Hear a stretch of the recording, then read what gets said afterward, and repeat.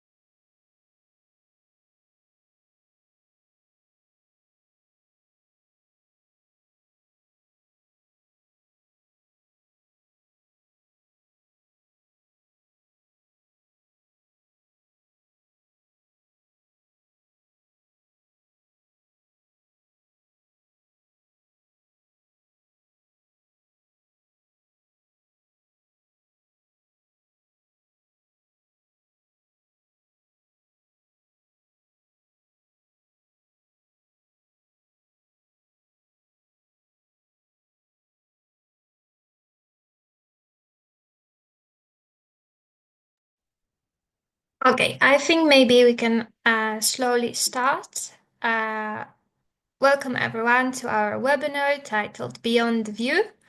My name is Ania Michalska and I'm a Senior Project Coordinator at European Network Remembrance and Solidarity. Firstly, I would like to inform you that this webinar is recorded. Your faces are not visible and the chat is not visible, but the webinar itself is recorded. You are welcome to use the chat to ask questions, and Helena will support you in the chat, and then she will ask the questions in your name as well.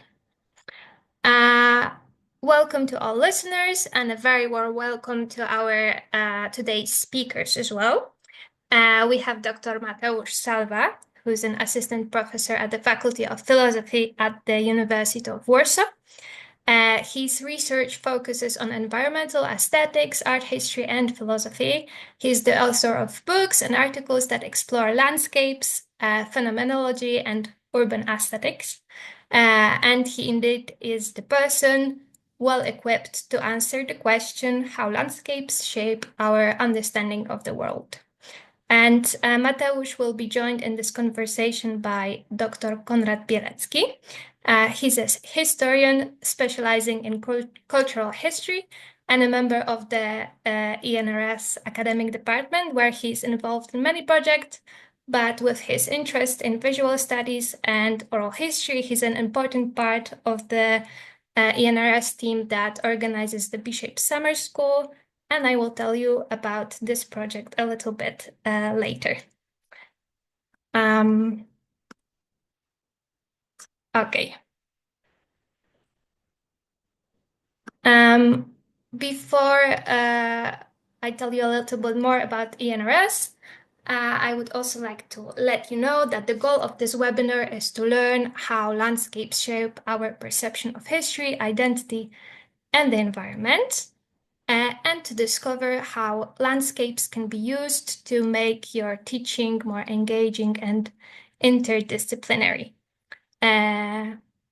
ENRS or European Network Remembrance and Solidarity, so the organizer of this webinar, is an initiative that involves 11 countries in fostering the dialogue on the 20th century history in Europe and explores the ways in which the history is commemorated.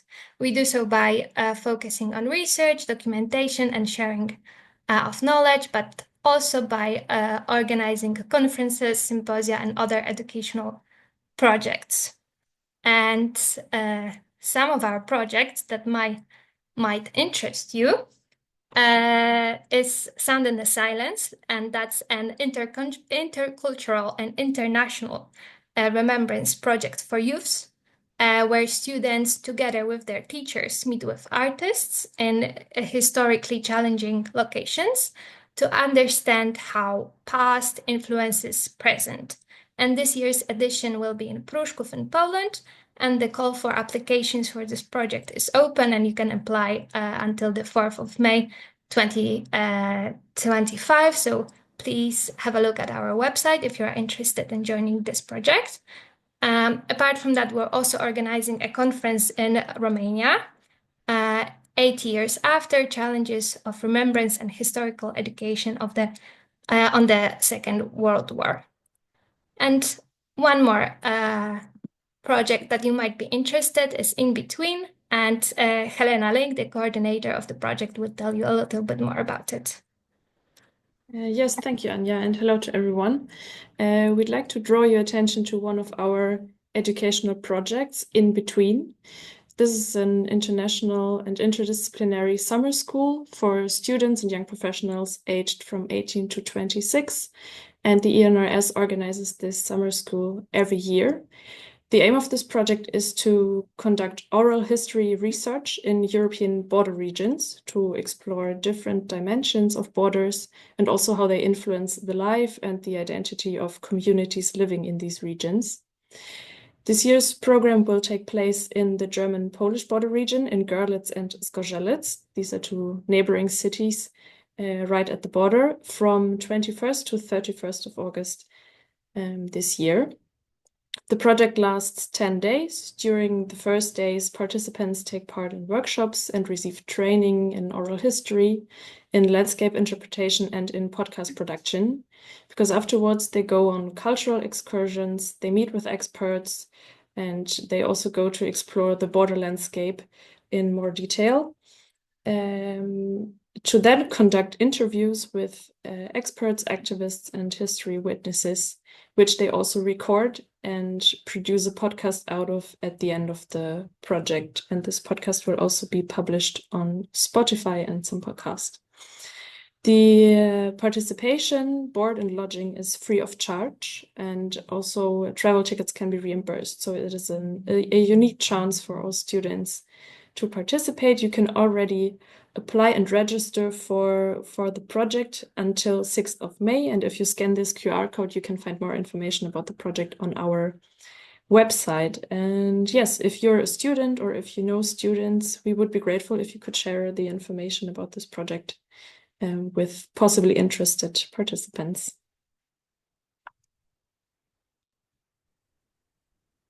Thank you, Helena. Another project of ours that I would like to present you with is High Story Lessons.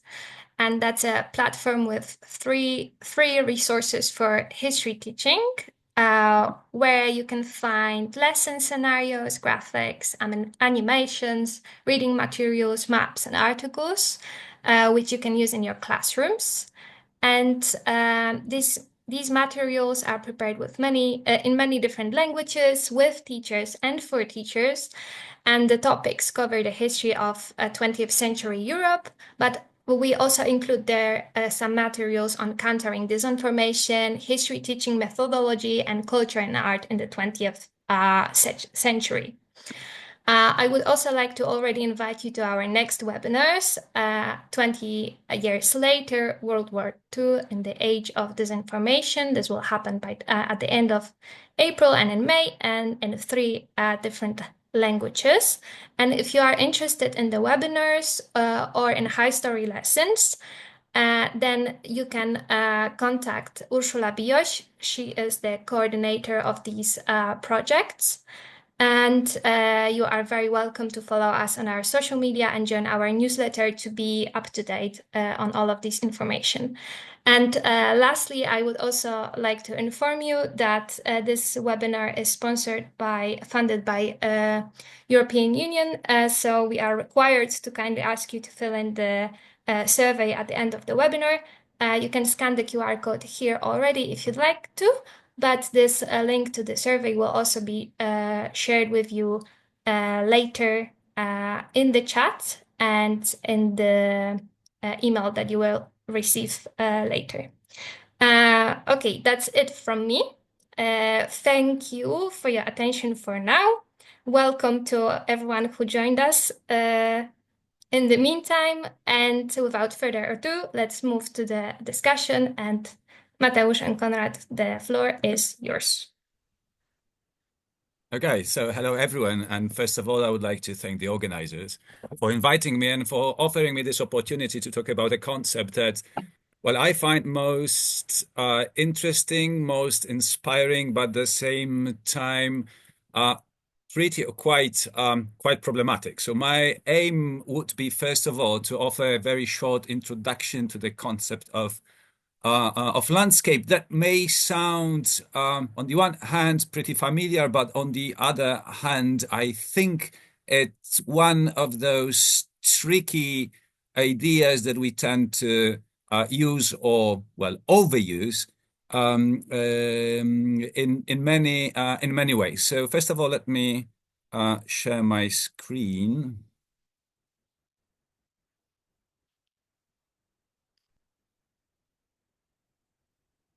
Sorry.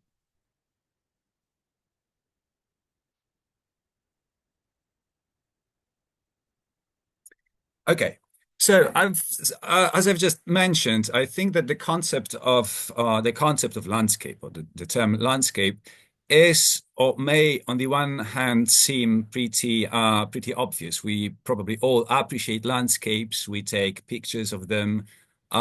We travel to see or appreciate or experience them in a way, in any way, if we have some spare time. But on the other hand, it's a concept that is pretty complex and very often contested, as in theory, as in so in practice. It is also a concept with a very long history, especially in the Western world, to the extent that, as some academics claim, the landscape, the concept of landscape, is a purely Western or European invention, as epitomized mainly by landscape painting or landscape architecture or literary description of various landscapes, either real landscapes or just fantastic landscapes. The history of the concept is at the same time the history of the term, or rather the terms used to denote landscapes in different languages.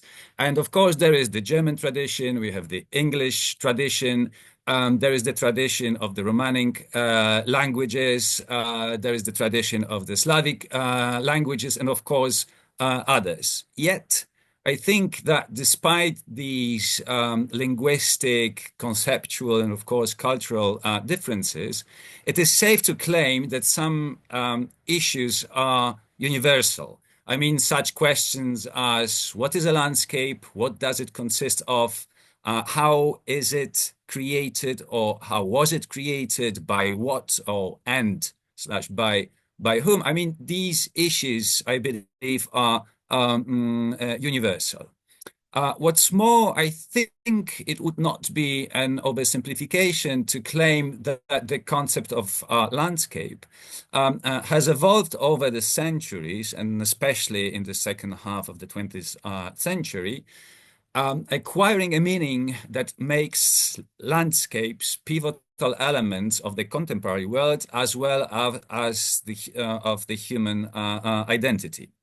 And it is this sense that I believe we may think of landscapes as of particular media, or the landscape as a particular medium in which and thanks to which we inhabit our worlds. And this is what makes the concept of landscape so intriguing, but at the same time so complex and so ambiguous, or wonderfully ambiguous, I'd say. I would like here to quote the words by José Ortega y Gasset, the famous Spanish philosopher, who, in a lesser known text entitled The Pedagogy of Landscape, wrote that, and here I quote, "Tell me the landscape in which you live, and I will tell you who you are." And I think, end of quote. And I think that this thought is, well, a key to understand why landscapes are so important, and why we should pay so much attention to them, not only whenever we teach history or geography or other subjects, but also in our everyday lives. One of the most important changes in the approach to landscape is the recognition that, contrary to long-standing tradition, landscapes do not have to be beautiful, do not have to be outstanding, do not have to be spectacular, sublime, scenic, or otherwise extremely appealing to our, well, I would say aesthetic taste, but that they can be everyday or ordinary, and as such, that is, as very regular, banal, uninteresting spaces or environments or places are worthy of interest, as well as of proper planning, management, and protection. And although such an approach, combined with the idea that landscapes are parts and parcels of our identities, of our everyday actions, cause, interests, I don't know, expectations, beliefs, emotions, that is, are inherent to our, well, material and spiritual lives.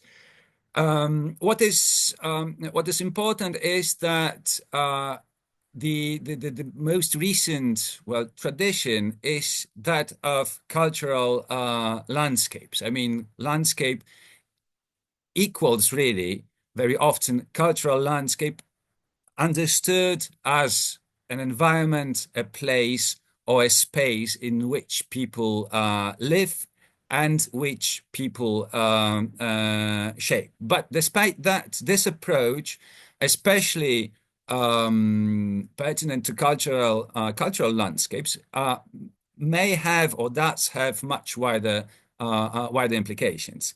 But here I will focus solely on cultural landscapes.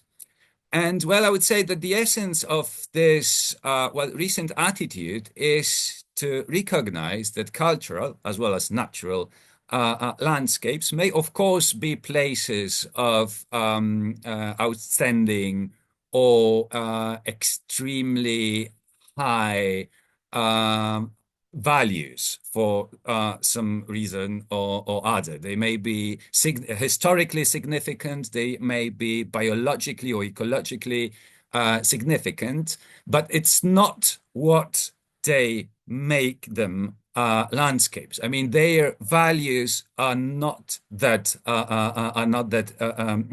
important, in the sense that what has been recently recognized is that landscapes may be as ordinary, are omnipresent, or are ubiquitous, in the sense that there are good reasons to think of all the places, all the environments, all the spaces we may think of, or we may find ourselves in, or we may experience in one way or another as landscapes, no matter what significance or what meaning they may they may have.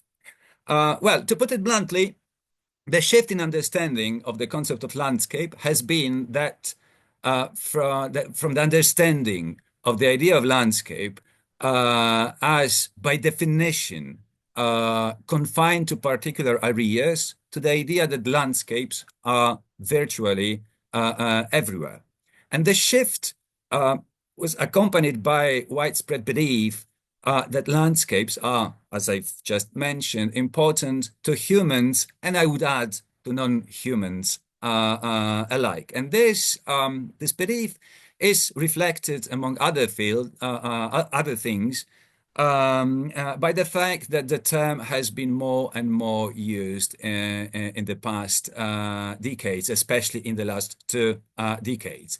The two graphs you can see on the slide illustrate this tendency with reference to English usage, but I believe that these results may be similar or in Polish, which is my mother tongue, or in your languages. There are another thing that we have to take into account when we think of what landscapes are or how we should approach landscapes is the fact that landscapes were somehow rediscovered in the mid-20th century.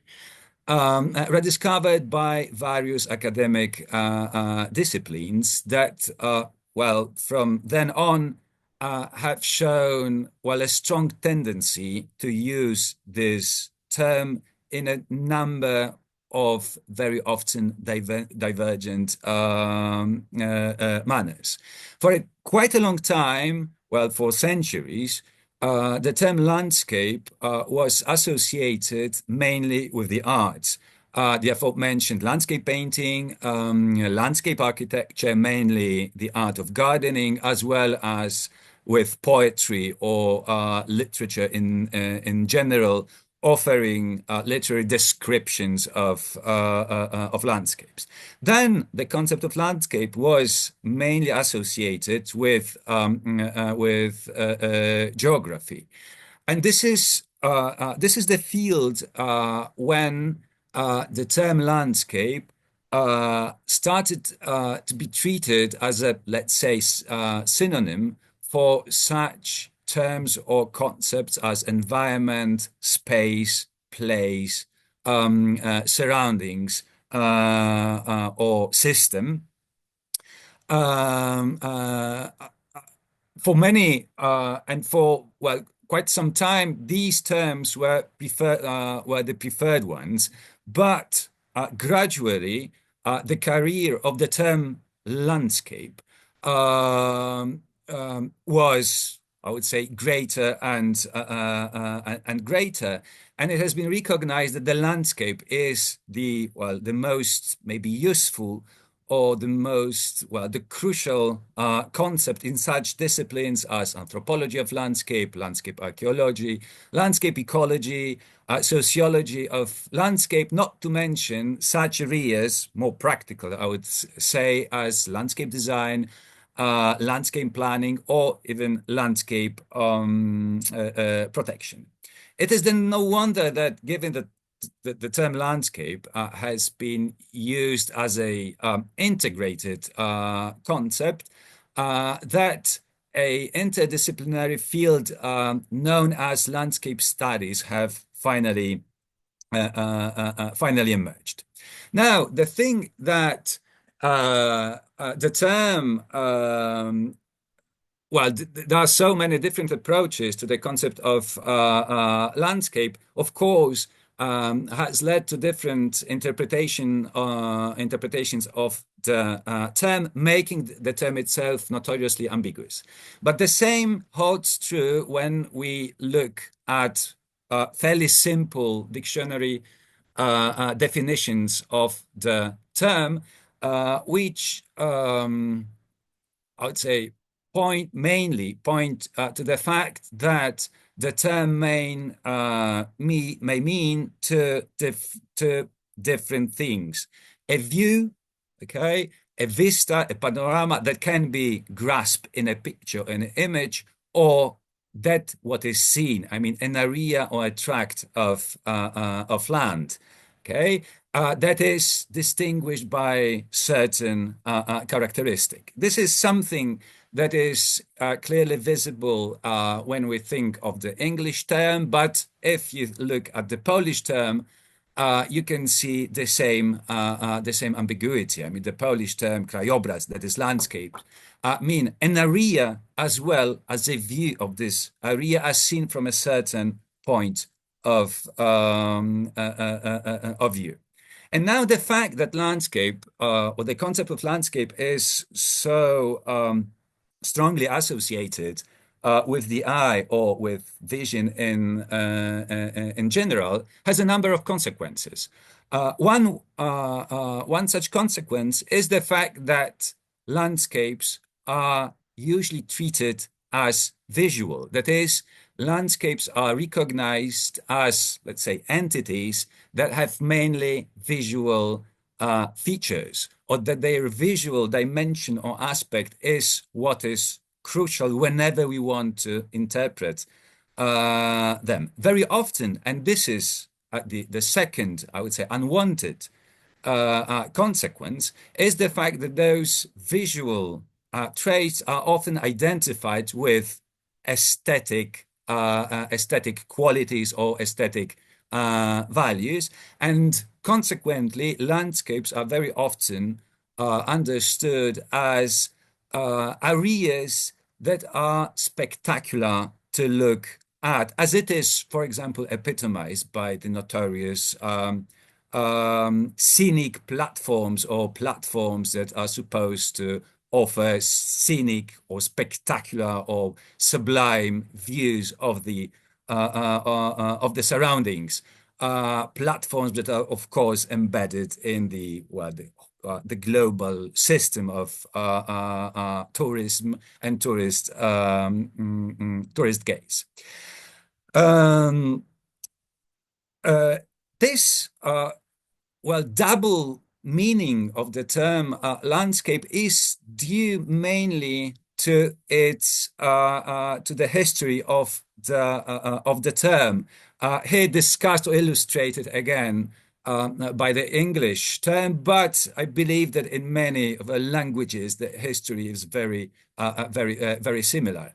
On the one hand, landscape was associated with painting, and as such was identified or seen as a whole, seen from a distance, as a view that is composed really or created in the beholder's eye, while the beholder had to or has to have certain skills, has to have a certain aesthetic taste that allows him or her to see the panorama as something that is worthy of his or her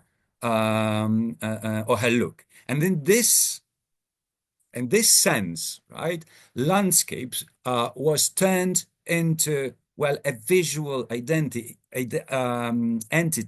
an image, a very particular image that was supposed to be contemplated by the disengaged, detached viewer who had an opportunity and had resources to assume this disinterested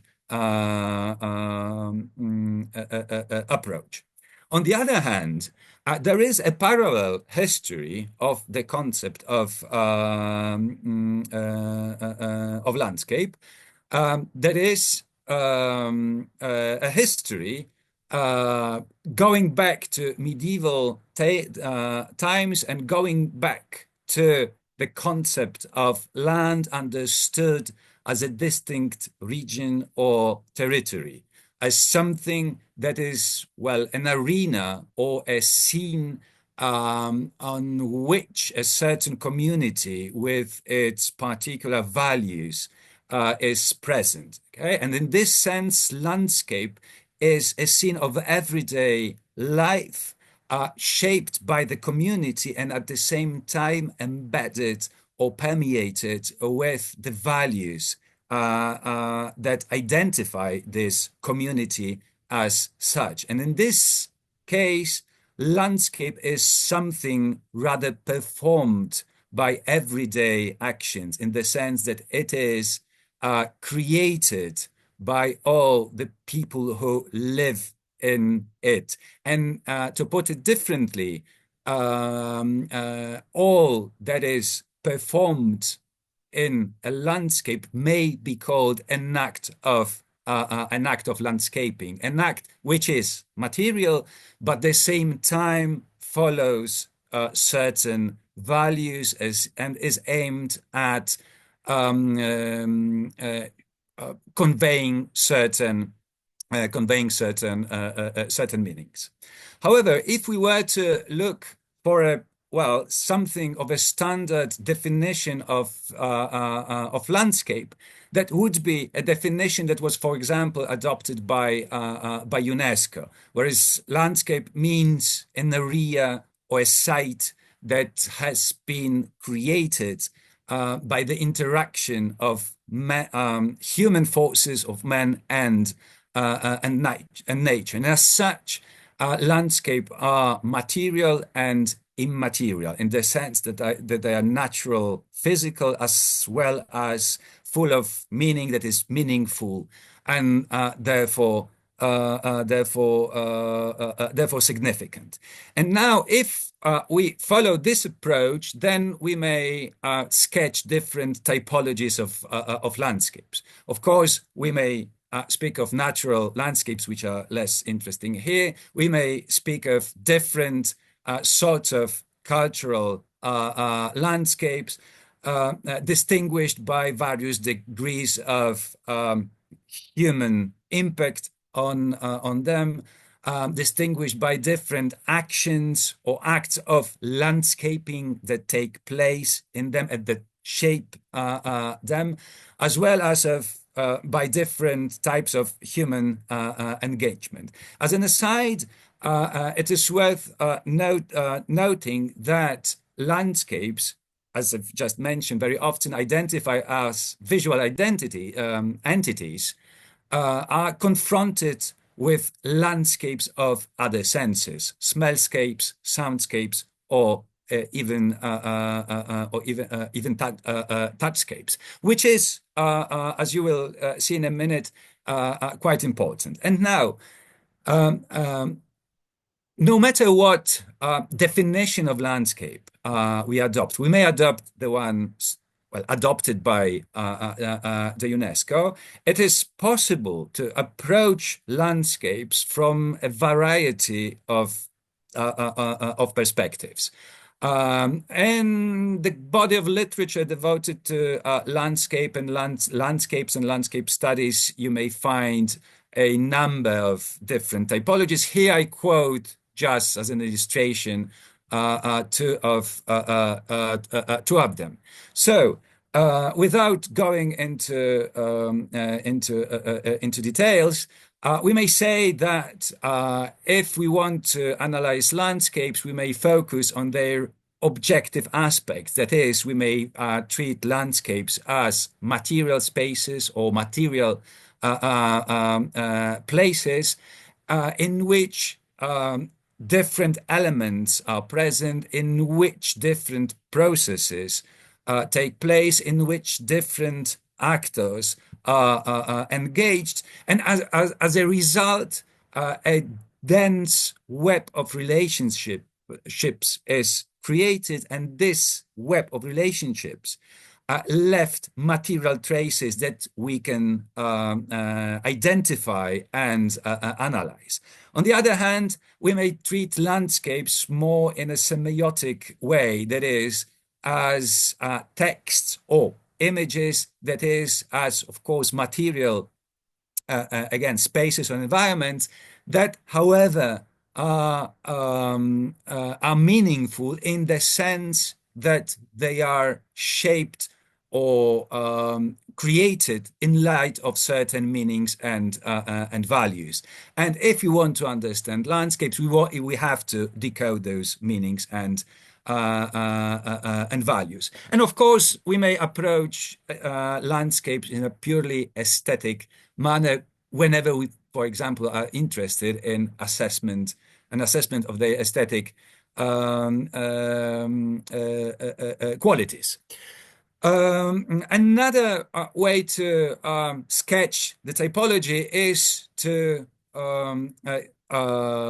identify these approaches that treat landscapes as ways of seeing, that is, as results of a particular manner of looking at the world around us, and hence at different manners on interpreting the world. It is possible to treat landscapes as results of human work. And finally, it is possible to identify landscapes with environments that exist only insofar as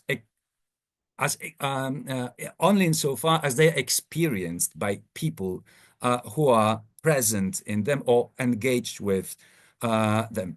In one way or another, very often what is at stake is trying to decode or to identify social relations, political relations, economic factors, power structures, gender structures, and so on, as those factors that are crucial or pivotal for the social life that may find their material, I would say, expression in the environment. Now, to shortly conclude, I would say that, of course, we may approach landscapes as beautiful vistas, and there is nothing wrong in it. But at the same time, it is much more fruitful to think of them as spaces or places or environments that are both material and full of meaning. That is, spaces that are objective. They are environments in which people find themselves with others. But at the same time, they are subjective in the sense that they are experienced by individuals, and that this is an individual experience that makes the landscape present to this person. And this is the reason why landscapes are contested entities or contested spaces. I mean, there are places in which people meet in, I would say, material dimension, but these are spaces when they meet within their, I would say, experiences. And in this sense, I would say that Ortega y Gasset was right. I mean, if we want to understand people, we should try to understand their landscapes, the landscapes they live in. But at the same time, if we want to understand the landscapes, we have to understand people that in which these people live. And the three final quotations that you can see on the slide, I think illustrate his and my point. Thank you. Thank you very much, Mateusz, for this very interesting introduction to the subject of landscape. I must say that definition, or better, definitions you gave us are very comprehensive and extensive. And my first question to you probably corresponds a lot with the things you said at the very end of your presentation, but I just want to ask it to pose this question to summarize what you said. So basically, these comprehensive definitions makes me wonder what actually constitutes the landscape. And I think I can ask this question from a slightly different angle. I mean, what is not a landscape? And can we even distinguish not landscape from landscape? Can we decide what is not landscape and what is landscape? And one supportive question to this. Tell me, please, does the landscape even exist without people experiencing it or watching it? Okay, so thanks for these questions. So my answer would be that as far as whether we are able to distinguish a landscape from a non-landscape, I would say no. I mean, it's not a question of like, distinguishing. It's a matter of deciding whether we want to approach, well, the world, a space, environment, you name it, as a landscape. Okay. And in this sense, I would say that then everything is landscape, or landscape is everything, or landscape is everywhere. Okay, Or so can be. Yeah. sorry, Or can be everything. It or is can be. ours to decide. Well, I think that whenever we whenever we look at something, okay, we it, turn it into a landscape. So in this sense, I would say there are no landscapes without someone experiencing them as landscapes. In the sense that I think that, other terms that may be used to describe, I don't know, environments as if they were not experienced by anyone. Okay, so even if I don't know, I have like I don't know a national park, a fully natural environment, if such a thing exists. Okay, whenever I don't know, I look at it, I'm in it. Okay, this is what makes it a landscape for me. So I would say that here that from my point of view is a matter of our decision what we want to focus and how we want to approach the world around us and why. Okay, thank you. I must admit that I have more questions, but firstly, I know that you prepared some quizzes for our guests. So maybe I will save my question for later, and we can start the quiz. Okay, we can go with the first one. It's Sure. nothing tricky, I think. Yes. So can we start the quiz, Helena?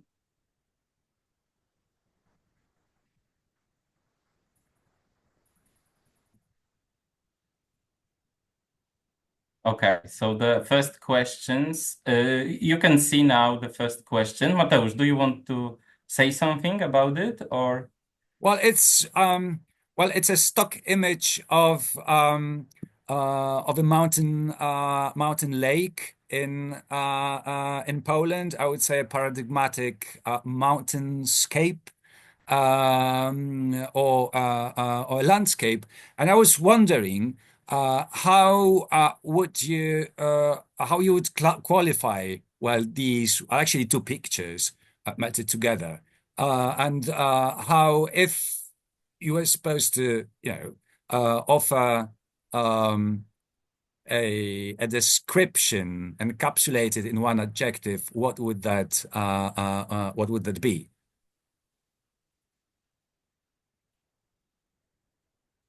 Okay, I think I see that the bars are changing, and Yeah.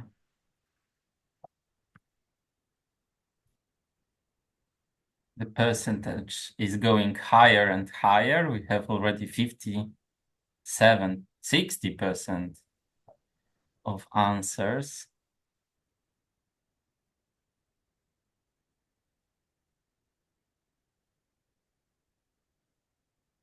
Okay, so that candidates, I mean, conventional and I think realistic. Who is winning? Oh, yeah, conventional. Conventional and realistic. I mean, Okay. more or less the same. So Well, maybe 15 seconds more for the last 8 person who want Sure. to take part in the quiz. So please mark your answers in the window you see.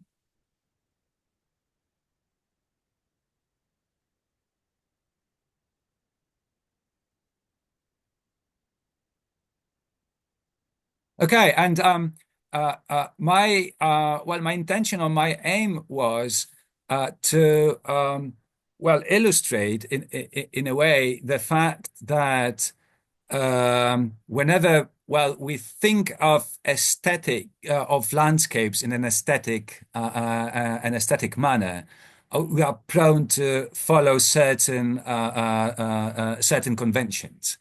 Of course, we have here to pictures, and one could easily say, okay, this is the only way we can, take a picture of this lake, and the visual result we get is determined by the place by the place itself. But at the same time, curiously enough, if we could look at, I don't know, 19th century romantic paintings presenting the same spot, the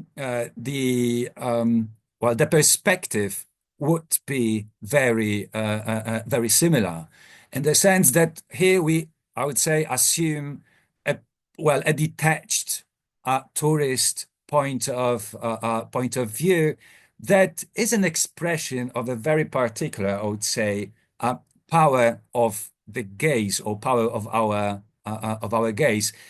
It is us that we compose the image. Okay, it is us that we find this lake. I would say sublime, picturesque in some way, but this is only a convention. A convention which is, of course, embedded in our consumer culture. I mean, these are the images that we very often look for and try to, catch during our excursions. But the same picture may lead us to another question. Could we go to the quiz number 2? Yes, I agree. Let's have another question. So, the second question is on your screens. Please leave us your answer, Mateusz. You can. Okay, so what is missing? If you think there is missing anything in these pictures of the same mountain lake.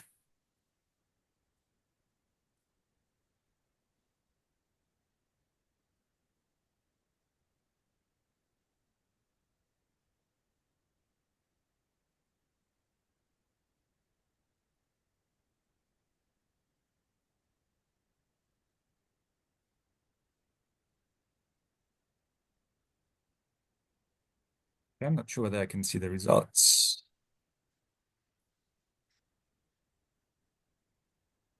Me neither, but I think that the answers will be visible when we finish the question. Okay. So I think we can give our participants maybe 1 more minute to leave the question.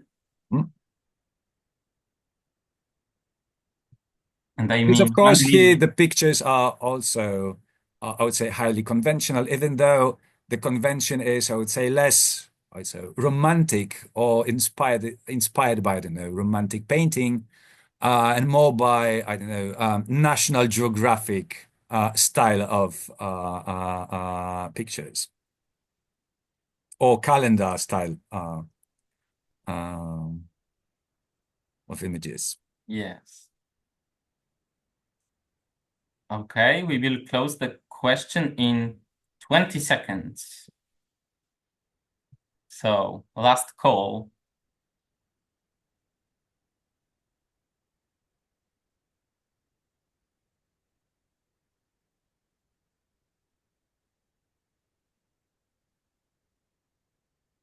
Okay, time's out.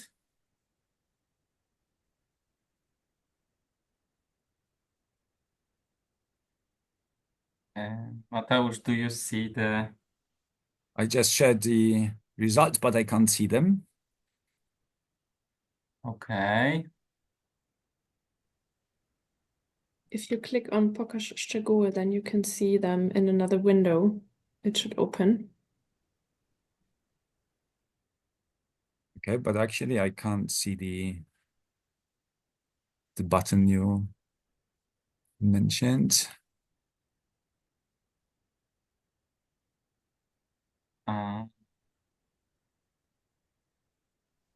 Okay, I Okay, will anyway. send them to you in the chat then. Yes, All right. please.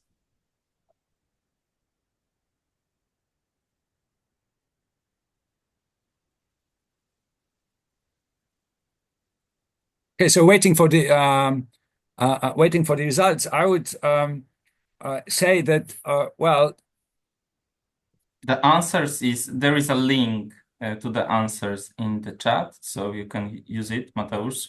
Sorry for interrupting you, but click okay. on them and tell me, can you see them?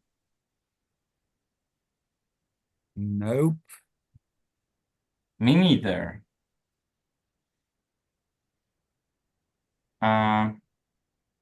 Okay, anyway, so we'll just try to figure it out. And in the meantime, I would say that there are two sorts of things from my point of view missing. One thing is the cohorts of tourists. I mean, this lake is one of the like top three places in the Tatra mountains where people tend to go, and it's pretty well communicated with the main mountain resort. So here, for the sake of again certain aesthetic convention, the human presence has been eliminated. That's one level that is missing. The other level is that is missing is Mateusz? senses. Mateusz, can I interrupt you for a moment? Because I have the results, and to make it quick, I must tell that there are answers like people, animals, and people. So something you said before. But we have also answers like nothing is missing, which is very, I like this answer, I must say that, because we don't have to have our special requests toward landscape, because sometimes we use landscape as something which is in our possession. So another answer is everything is great, there is nothing missing. And in the two small ones, I'm missing the perspective and the scale. They lack an establishing dimensions. Also answers like living creatures, the sky, very tight framing of two smaller pictures, a wider perspective, spring, I guess, someone also said. So mainly most of the answers, the majority of them speaking about animals and people, but also we have these aesthetic answers. And sorry for calling them name them this way, but I would name them like romantic or nice answers toward the landscape. Mm. But the problem is, I would say, is with this particular lake that it is extremely difficult to take such photos as these because of the crowds that literally surround the landscape, the lake. Okay, Yes. but there is, I think, another thing that is missing. I would say collectively, other senses. Okay, because if we are in a place, we experience it not only through our eyes, but also through our ears, through our skin, and so on and so on. And if we identify a landscape with a visual entity, with a vista, then we cut all those, I would say, aspects and factors completely, which I would say uh, makes the place lose quite important dimensions because we are there always physically. Okay, so maybe let's move to the third quiz, um, which will be a simpler one, as it, it's a choice between A and B. Okay. Um, Yes, the question is on. We have okay, it's like, presidential elections. exactly. I'm not sure if Krakow is so into presidential elections, but No, probably. Well, it depends okay, but who you we ask. have the exit polls, right? Yes, yes, exactly.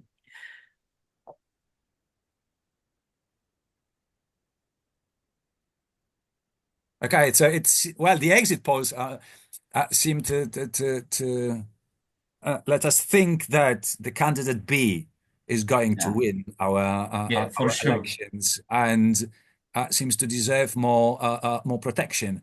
And I would say rightly so, in the sense that this is the old town of Krakow that has been recognized as a World Heritage by the UNESCO according to their standards. And according to the standards adopted by UNESCO, cultural landscapes that are worthy of protection are such because of their outstanding universal value. Okay, so these places or these sites are globally significant, and quite possibly, the old town with all the monuments and long history is globally much more significant than an industrial district of Krakow built in the 50s or 70s around an industrial site.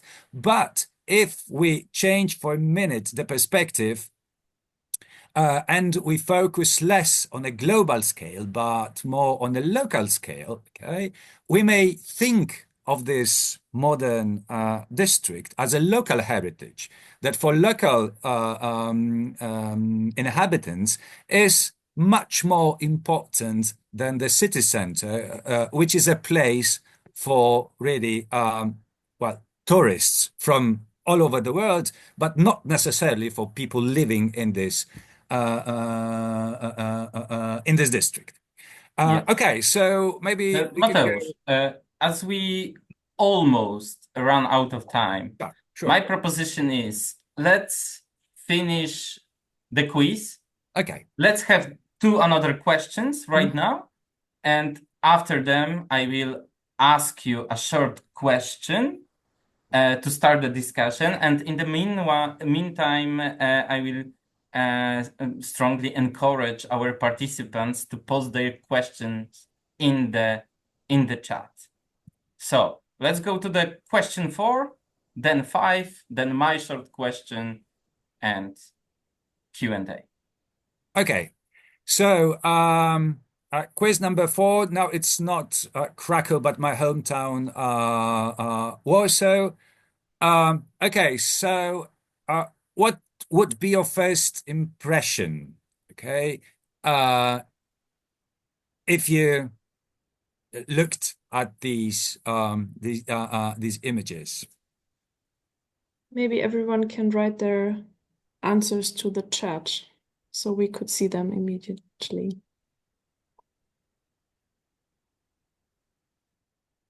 I think it's not a good moment to change this, and as I have I can have results. Let's do it this way, as we have already 8 answers. Maybe 30 seconds to the end. Sorry for doing it in such a quick manner, but we don't want to keep you here forever. Of course, we would like to, but okay, so we have one answer in the chat, and I think we can, in 10 seconds, we can close the question 4. But in the meanwhile, I will read, or yeah, I can read the answer from the chat. A city that blends medieval heritage, communist legacy, and contemporary development of the center. Another answer from the chat, and we can close the question 4, Helena. Another answer is the city of contrasts, a puzzle city, old and new blended. Maybe you can. Yeah, I think I couldn't. Well, I couldn't agree. I couldn't agree more. But apart from, like, I would say, my emotional approach, right, to the city, what is I would say that well, these answers caught the essence of landscapes as heritage, in the sense that landscapes are, well, have a processual nature. Okay, that they last in time or over time, which means that they are full of, again, tensions between past, present, and future on the one hand, but on the other hand, that there is a very nice metaphor that is used to describe landscapes in this respect, and that is the metaphor of a palimpsest, in the sense that every landscape, and here I think Warsaw is a good example of it, but one of many. Okay. That landscape is like a number of layers imposed one on another, and some layers or some, well, fragments of those layers are missing and have been well, filled up with, well, new sedimented material. Okay, Yeah. I don't know if we have time for the last quiz. Yeah, but I received some more answers. Okay, So great. let me just read Sure. to have it more. So we have answers like political, economic, and cultural power, big population, different styles, crowded, pollution, multidimensional, confusion, the same as my first impression of seeing Warsaw. A mix-up between ancient cultural heritage and modern buildings, skyscrapers and steel. Depressing also, and maybe 2 more. Sorry, I just choose several of them. Variety, citadel, history among blocks. Also, new towers, Palace of Stalin, calm places, show history and modern part of the city. Yeah, again, I would agree with all of that, including, well, the negative aspects of this of this palimpsest, as you know, expressions of, well, contemporary tensions. Yeah. So let's go to the last question. Sure. Sorry, this one is not working. I don't know why. Okay, which makes a space for my last question. I think we can finish our quiz now. But at the end, just to open the discussion or to answer, I think, the most important question for our participant, I'm assuming, I would like to ask you for one thing and ask you also for a brief response to that. How can we read landscapes and how to teach students about a landscape? And by saying it, I mean something like, do landscapes can teach us something? And if yes, please tell us what and how. What's your opinion? Okay, so I would say that what I would say generally needed is what I would name a landscape sensibility. That is, well, a skill consisting in an ability to, well, notice, to recognize and acknowledge as important, material, traces of the past, as well as material traces of contemporary actions taken by the people who live in a landscape. And the most crucial thing is to, I think, try to combine, well, observations of those material aspects with an attempt at understanding meanings, values assigned to these elements by the people who experience these landscapes as their landscapes. So I would say that the most crucial thing is to somehow to combine, well, a sensibility for those material, spatial issues. As for those issues that can be termed in a very generic way as people's experiences, and that it is important. And this will be the final remark. I think that the crucial thing is to recognize that landscapes are everywhere, in the sense that every single place is somehow experienced by people who live there, who shape this place, who are suffer impact of this place, and to recognize and acknowledge it as, well, interesting and worthy of our attention. Thank you. Thank you very much. It was a beautiful summary of our meeting. That was intense. What do you think, Mateusz? A little Well, bit, yeah. not really. But yes, thank you very much. It was a great pleasure to have you here and to have such a nice conversation with you. And I think it's a time for the next step of our webinar. So I give the floor to Anya. Am I right? Yes. Before we Great. start, we Yes, also everyone. have two questions in the chat. Christina is asking to discuss how landscapes influence historical events and cultural phenomena. So let's start with this one.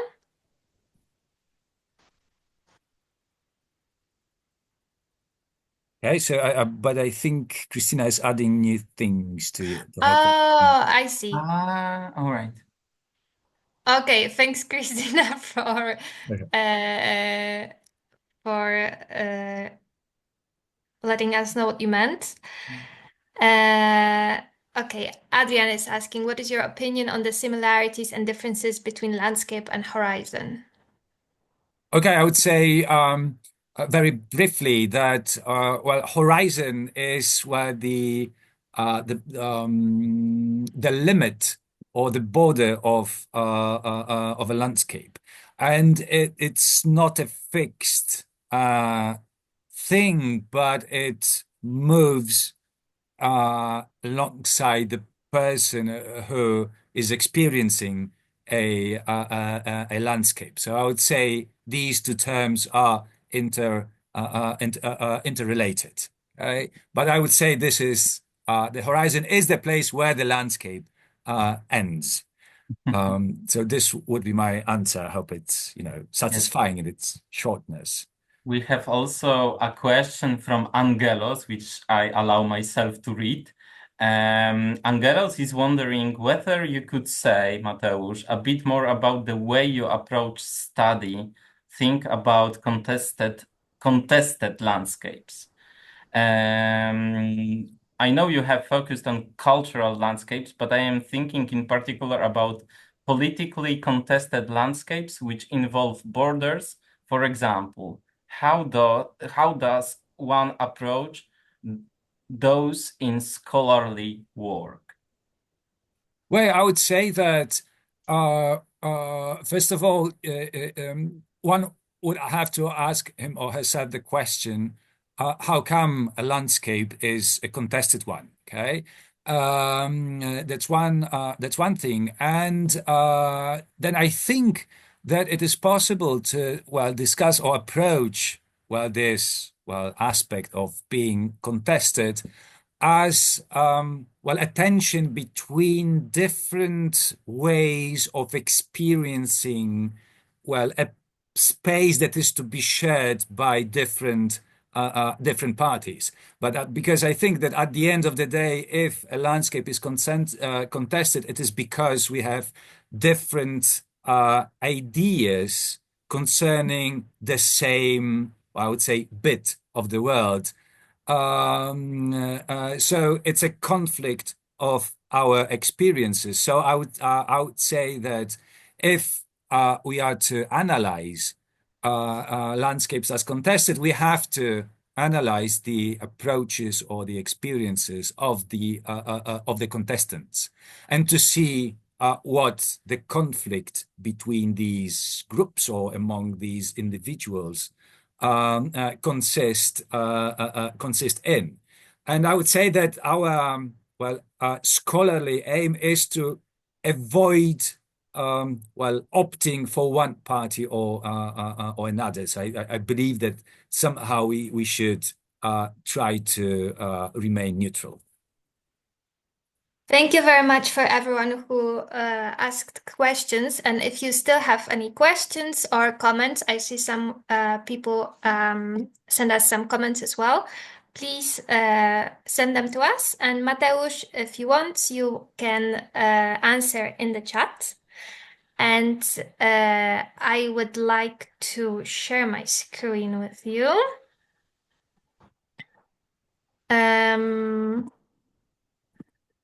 Yes. First of all, thank you very much, Mateusz and Konrad, for such an insightful discussion. It was very nice to hear you talk, and I surely hope it was inspirational to everyone here. And in fact, I hope it was so inspirational that you feel ready to use this new knowledge in some way. And if you are ready to use this knowledge, then I would like to invite you to join our summer school, B-shaped summer school called Landscapes as Heritage, where we will discuss a bit more the same questions that were asked here today. Firstly, I would like to introduce you to the B-Shapes project.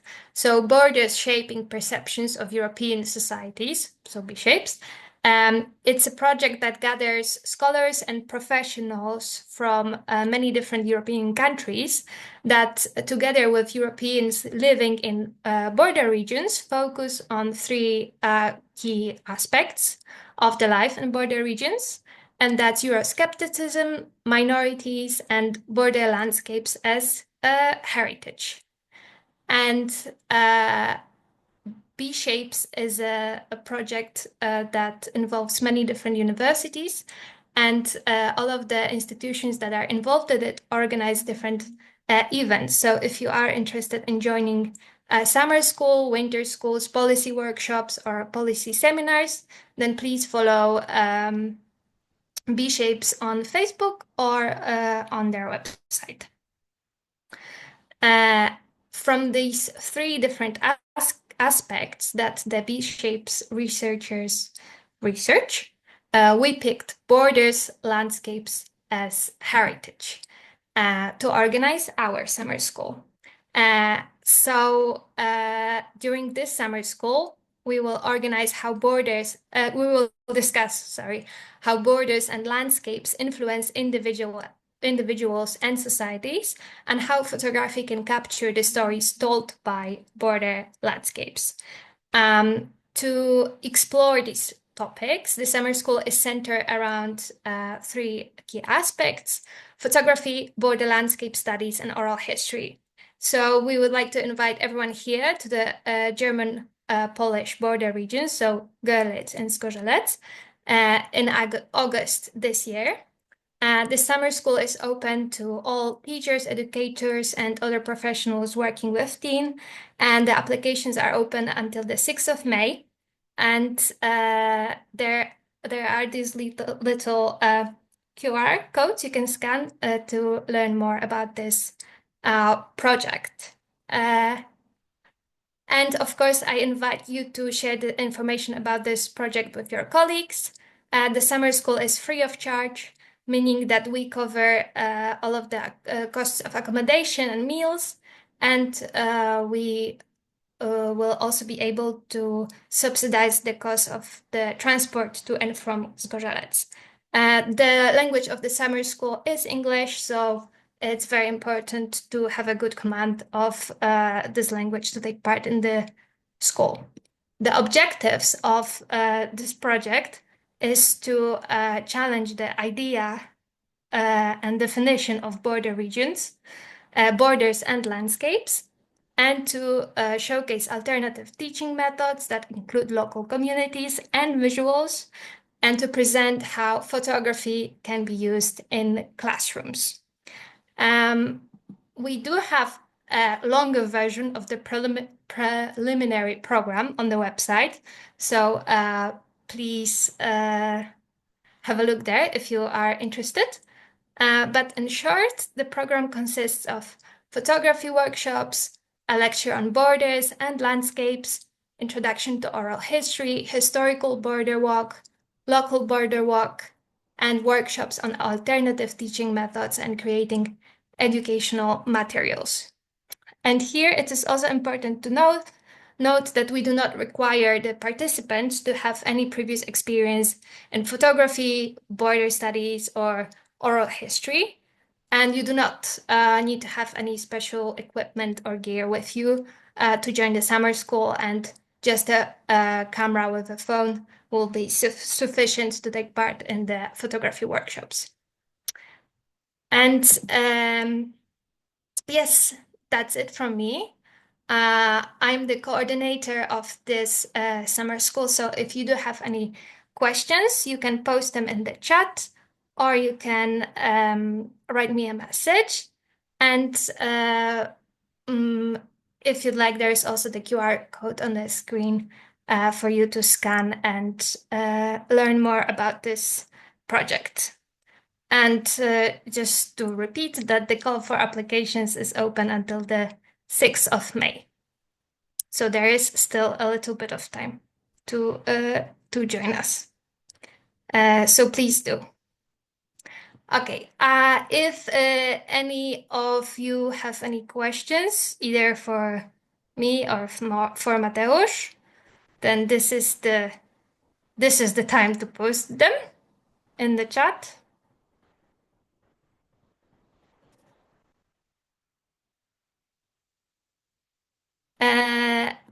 And if not, then I would like to thank you very much. Thank you, Mateusz, for joining us and for sharing your knowledge with us. Thank Thank you, Konrad and Helena, for the discussion and for the technical support. There is I see. yeah. The minimum level of English proficiency is B1 and B2. This is the very minimum. Someone with B2 would be much more comfortable. We also ask if the participants can speak Polish and German, because it's a Polish-German border site, but we do not require the participants to speak the other languages too, so just English. Only English is mandatory. Yes. Actually, Okay. B1 to B2 in description is intermediate. Yes. Okay. I was Is the summer school for teachers coming from the EU countries or others also can apply? Others can also apply, but they have to have residency in Europe, in European Union. So you can always apply. And also, I would encourage you to always apply. And the worst thing that can happen is that your application will not be accepted by us for some formalities. But if you do have any problems with the application, then you can also send me an email and we will figure everything out. The decisive factor is to have citizenship or residency in EU. So one of them. Am I right? Yes. So if anyone is outside of Europe, but they do live in European Union, then they're welcome to join us as well. Okay, great. Then again, thank you very much for joining us and have a good evening. Thank you all. Thank you. Thank you. Bye. Bye.